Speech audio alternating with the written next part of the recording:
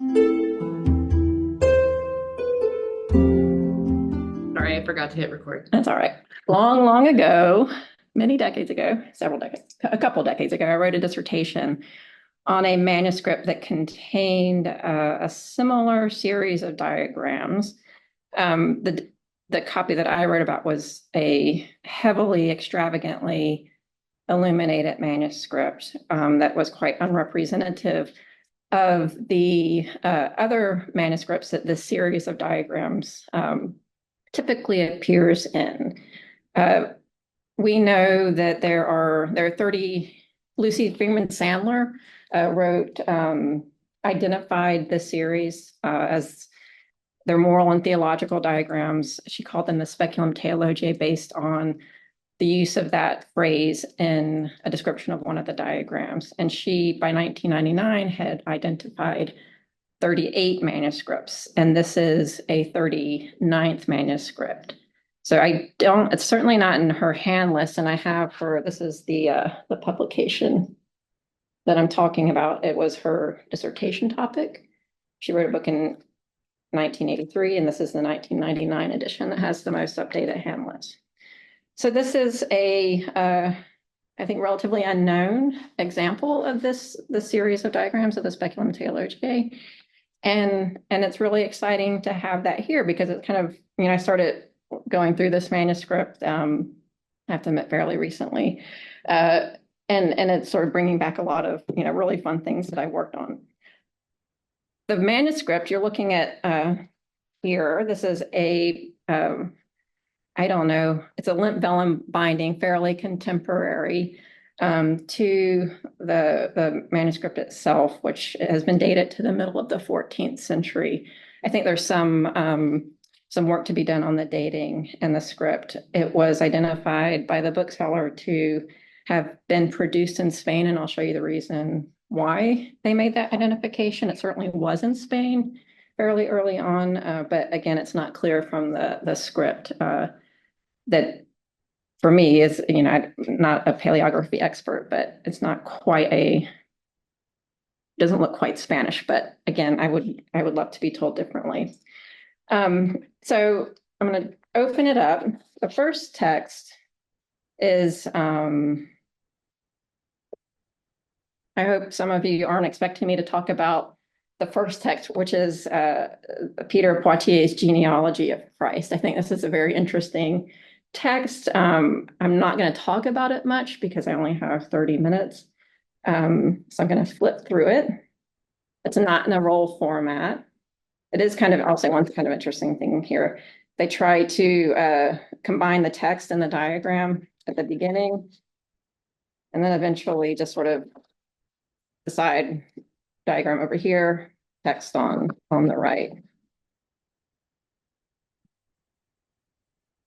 So you can see the very sort of distinctive hair side, flesh side.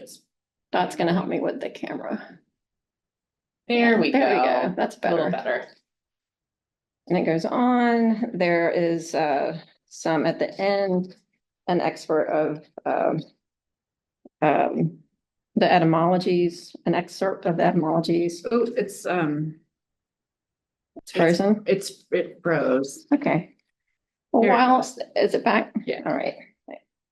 So here comes the end of the text. Here's the etymologies.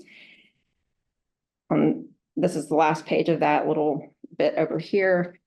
And then one of the things that I want to sort of draw your attention to is there's this blank opening, and this begins the Speculum Theologiae. And I draw your attention to that because I think it's important to observe that these are two distinct textual units, conceptual units. This is one gathering, and then the Speculum Theologiae diagrams constitute another diagram. And this is important because of the 39 manuscripts, most of them, the Speculum Theologiae operates as a distinctive text. And so we can consider this series of diagrams as a conceptual unit that's not just a random series of diagrams inserted into the text, and it operates independently of a textual context. So the Speculum Theologiae diagrams consist of tables and roundels. You'll see trees.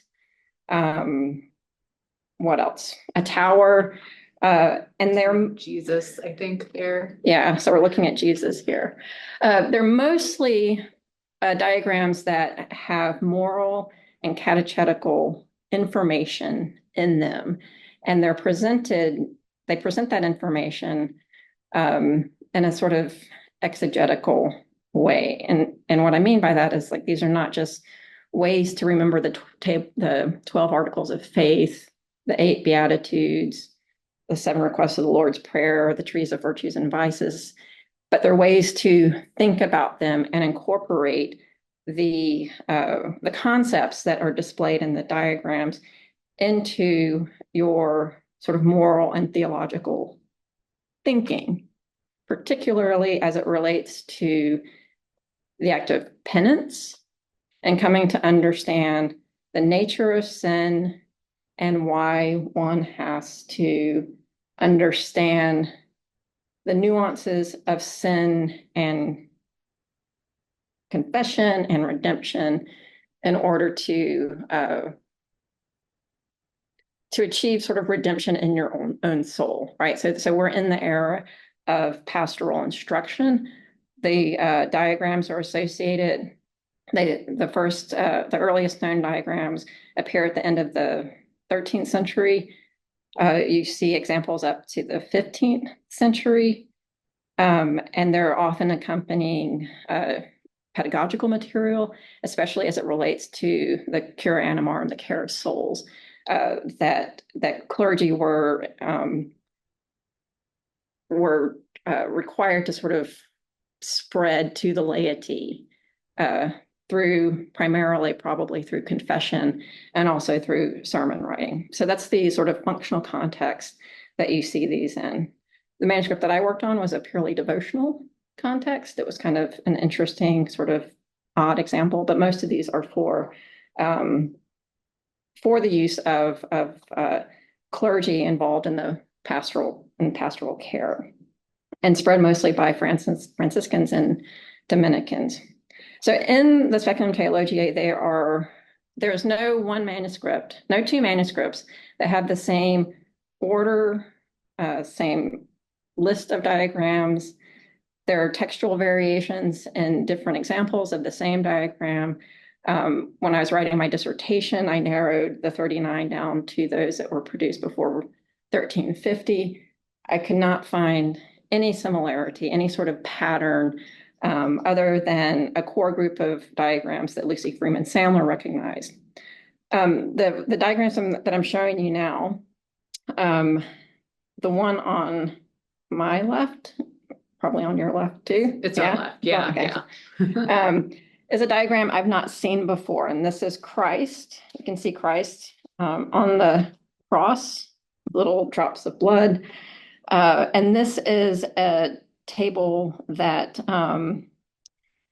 lists 24 prophets saying things about the incarnation of Christ. In the description, in the catalog description, they describe the diagrams as unfinished, and that's based on this inscription here, which is written in Spanish, and it says like a skull of a dead person should be here. Una calavera de muerto.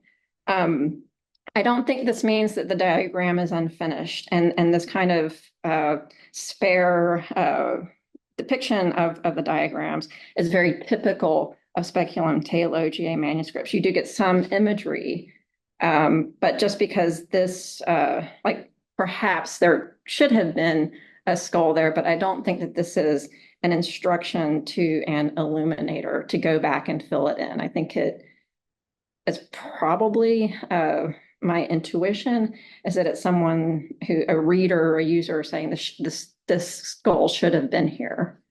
But it doesn't indicate that what you're seeing is incomplete in any way. The next table, this is a table of the sevens. It has a 7 acts of the Passion, starting with Christ before Caiaphas, the flagellation. What is that? Cruce, Christ carrying the cross, the crucifixion, the Imitus Spiritus, I'm blanking on my Passion iconography, all the way up to Christ buried. On the left are the 7 canonical hours, and on the right are the 7 instruments of remembrance. And so the 5 senses and consensus and free will. And so this is a meditation on through the connecting lines of text on the Passion of Christ, but it also sort of connects the 7 canonical hours to the 7 acts of the Passion. And again, if you think about these being used in a setting where you're teaching the catechism, these are important pieces of that are now being sort of tied together in a kind of exegetical rendering of their relationships. Before you turn the page, I got a private message from Laura Moriali, who asks about that Spanish notation. Mm-hmm. Is it contemporary with the main text? Yes-ish. I'm not a paleographer. I know even less about Spanish paleography. But the rendering of the sea looks sort of 14th, 15th century. There's also text underneath that I haven't deciphered. I think I need some kind of, like infrared lighting or something to pull it up because it's really faded. But it's not super late. So I don't know. Is it possible to see a close up of the Spanish text? Yeah, try zooming in, and you might have to move it under there.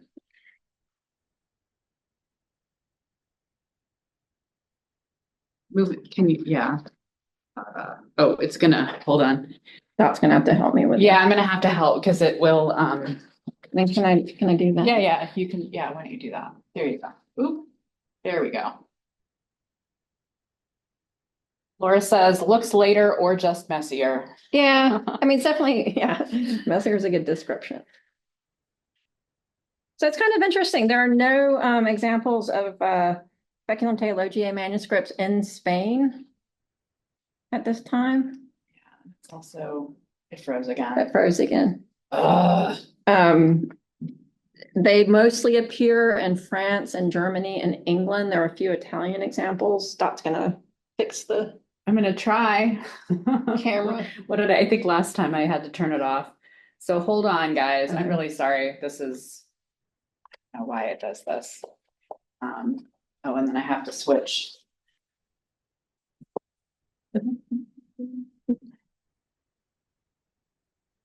Yeah. While she's doing that, I can say we know that it was in Spain in the 19th century. It has a 19th century Spanish provenance, and how it got to Spain is a good question. And then I'm gonna switch back. Oh, it's back. Here it goes. Okay, good. Now I'm afraid to. You should be able to zoom. Okay, no, you're fine. Okay. Can everybody see that?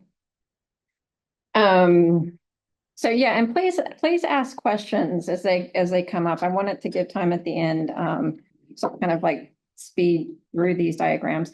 This on the left is the table of the 12 articles of faith with the 12 prophets. On the left side, the 12 articles of faith down the middle, and the 12 apostles down here. And so this is a sort of nice exposition on, the articles of faith being prophesied in the Old Testament, and then being the articles of the faith here being spoken by each of the apostles, which is a tradition that developed in the Middle Ages.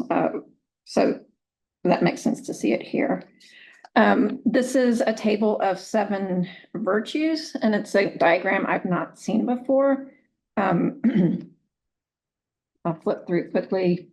This is the more typical example of the trees of virtues and trees of vices.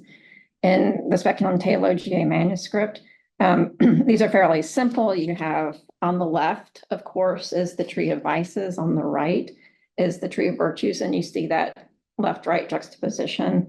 There are the seven virtues and the seven cardinal and virtues, four cardinal virtues and three theological virtues.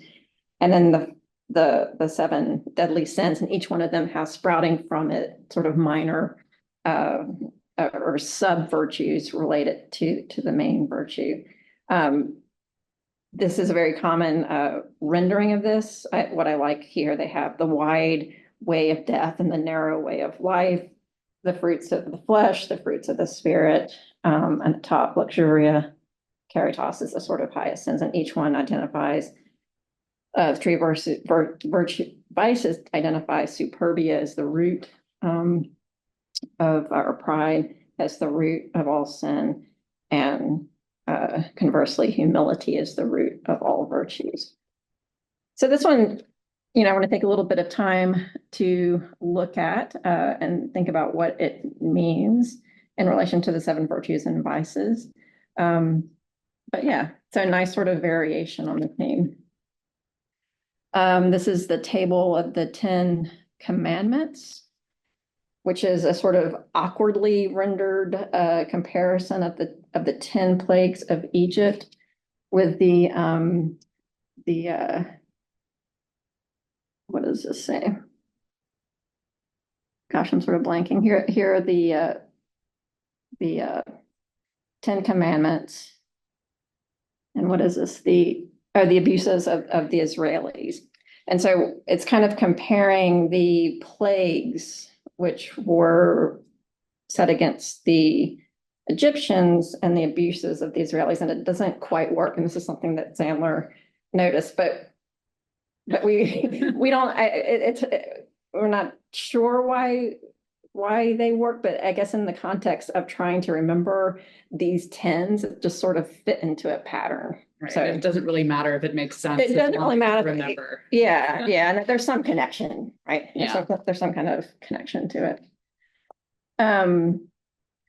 This is another diagram that I don't recognize. It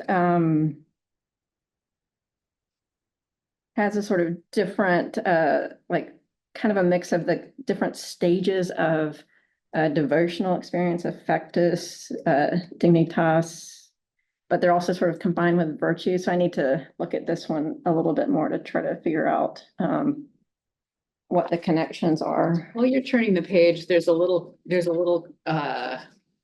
discussion happening about the circles and wondering if the circles were freehand or template. And Lisa Fagan Davis suggests they might have used a compass and there might be pinpricks in the center. And I'm wondering if you can see an indication of, because you can, like sometimes you do see like pinpricks in the center of circles. Yeah, I don't see pinpricks here. Yeah.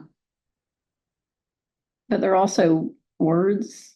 Yeah, sort of covering them up. But I haven't seen. What is interesting that I hadn't seen or noticed before is that they are ruling the diagrams. They're using ruling patterns. I don't know if you can see them here. Yeah. Right, the sort of and here, yeah, outlining sort of, the frame, but not the circles. Yeah, but there's a pinprick here and here, and I can even see the pinprick. Yeah, on my computer screen, so I hope you guys can see that too. I see that. Yeah, Matilda says she expects templates because they're so small, so maybe it makes more sense to have a small, but the big ones, definitely the pinprick. Have the pinprick. Especially with this one with their sort of concentric circles. So what is that? so this is the Wheel of Sevens, and the Wheel of Sevens has the 7 requests of the Lord's Prayer, the 7 sacraments, the 7 gifts of the Holy Spirit. There's 7 of them. There's the 7. What do they call it here? Let me get to my notes.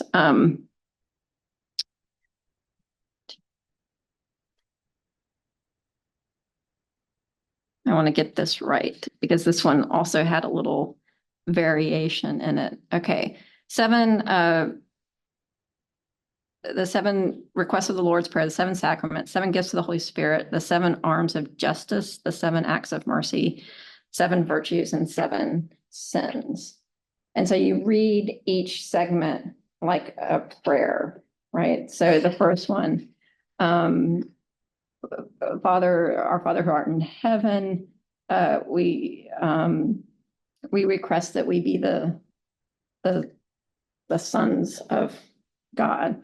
Through that is given baptism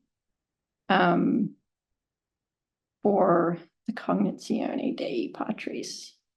Trying to remember, it should be filius here. And then through that, the Spirit, the gift of wisdom through the Holy Spirit, the request for the loricam, the breastplate of should be humility, but here it is faith against pride, and then the following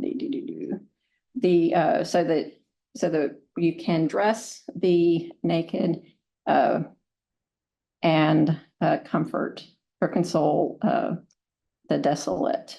Sic consedetur. Through this is given. Through this you can gain prudence and avoid pride. And so you read each one of these kind of like a prayer a little bit more elegantly than I just like translate it off the cuff. And so again, like you're getting the 7, the 7 different aspects of the catechism, but being presented and used as a devotional tool. This is a wheel of opposites. It's not one that I'm as familiar with, but you have pride, humility, rich, poor, etc., and these sort of go around, and it's sort of being described here as a kind of like these are the sort of the battles they put in the terms of conflict, as a way of like moving through life, which is really difficult and getting to death, and only these, only like overcoming these can you avoid death. Jenna, just a couple things from the chat. Jenna says, it reminds me of the fortune teller things we used to make in grade school. Yeah. And Laura says, I just love the quote, upper middle class nature of this manuscript. It demonstrates the need/desire for this sort of material visually presented for a wide range of consumers. Yeah. So, yeah. And then like in the last couple of minutes, this is the Tower of Wisdom. And this is the one diagram that sort of that is, it's the one diagram that has authorship. Yeah, the wheels are fairly common, and especially in this context. The 2 wheels are, sorry, I'm answering a question that popped up on the chat. Yeah. But this Tower of Wisdom is, you see the wheels in other contexts. The Tower of Wisdom you really only see in the context of the Speculum Theologiae. And then the text here explaining it. It's interesting that the Tower of Wisdom is, basically building your fortress of virtue to protect you from sin. You start with the columns. The columns here are the 4 cardinal virtues: prudence, fortitude, justice, and temperance. You ascend through the steps of confession and then sort of work your way up through the doors of obedience and penance here, through the various virtues, etc. This text in English manuscripts, it is Johannes Metzensis, John of Metz, is described as the author. In German manuscripts, a Franciscan Bonacorsis, forgot his name. Let me lengthen things. He's a Syrian bishop, and he's described in here. Is this Bonacorsis? I'll have to come back to that because I'm feeling like I'm running out of time.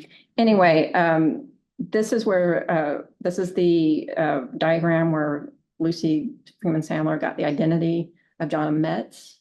as the author of the Speculum Theologiae and also the name of the diagram, but there's no evidence that the Speculum Theologiae reference applies to all of the diagrams, and it's not clear.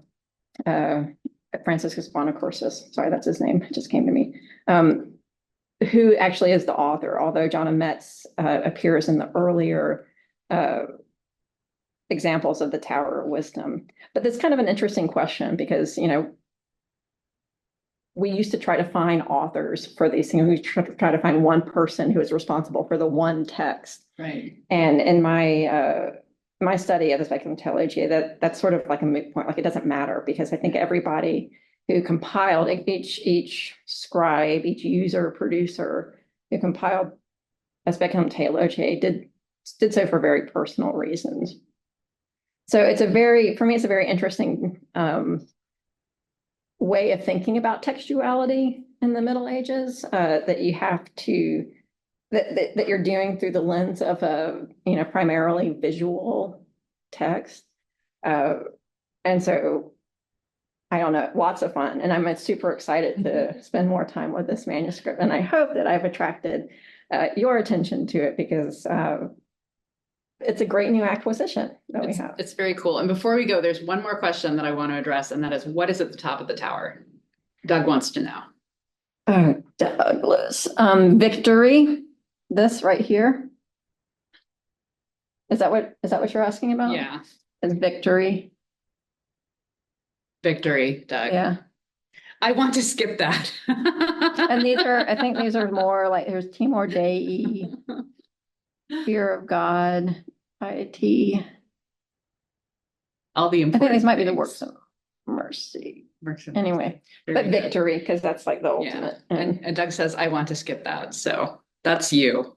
All right. Thank you, Lynn. Yeah. Thanks everyone for showing up. The last two diagrams. Last two diagrams while we say goodbye. Yeah. We will be back next week, and I'm gonna make sure that Lynn comes back some other time. So yeah. all right. Everybody have a good week. Thank you.